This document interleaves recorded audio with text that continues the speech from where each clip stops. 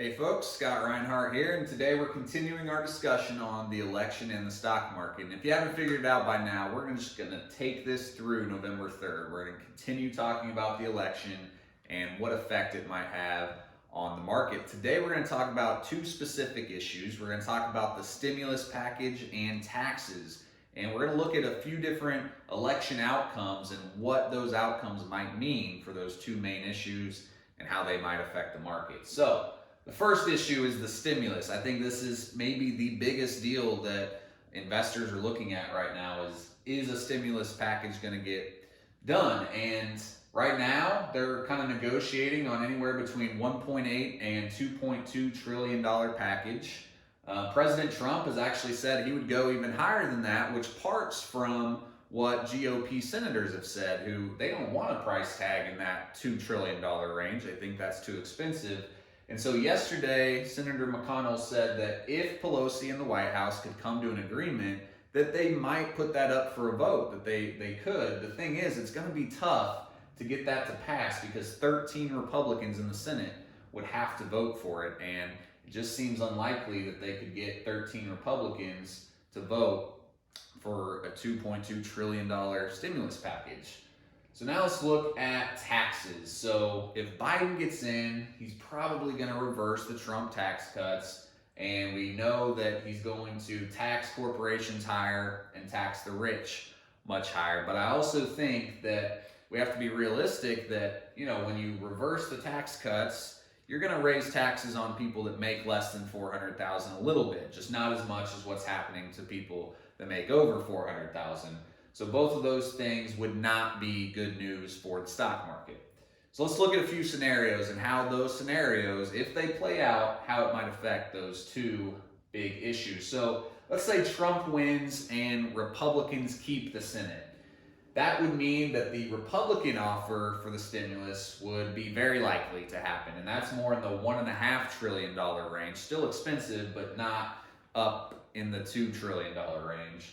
So I think that would be neutral for the market because at this point, the market is definitely assuming that we're going to get some sort of second round of stimulus at some point. We just don't know when yet. That's why every time we get more news that it's being delayed, the market might come down a little bit. Then we might get good news that the stimulus is going to happen sooner rather than later, and the market might bump up because the market is constantly pricing this in.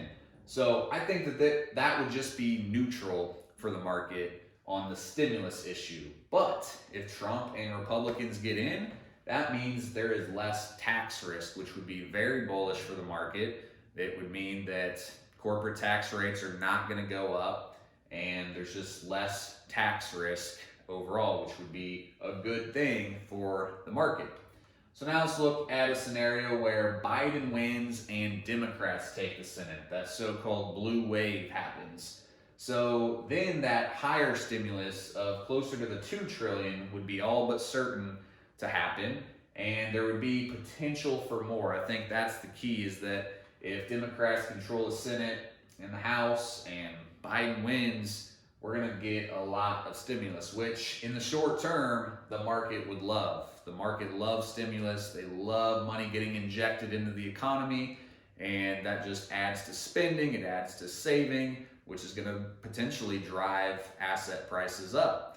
Now, the flip side of that is that we also know that then it would be much easier for Biden to get tax hikes put through. So corporate tax hikes would be all but certain as well at some point, which would be bearish for the market. So potentially those two things might just offset each other. Now let's look at what if Biden wins and the GOP maintains the Senate. Well, that means that a stimulus may not pass, and a skinny bill may be the best case scenario because now we have this gridlock, and that would be bearish for the market.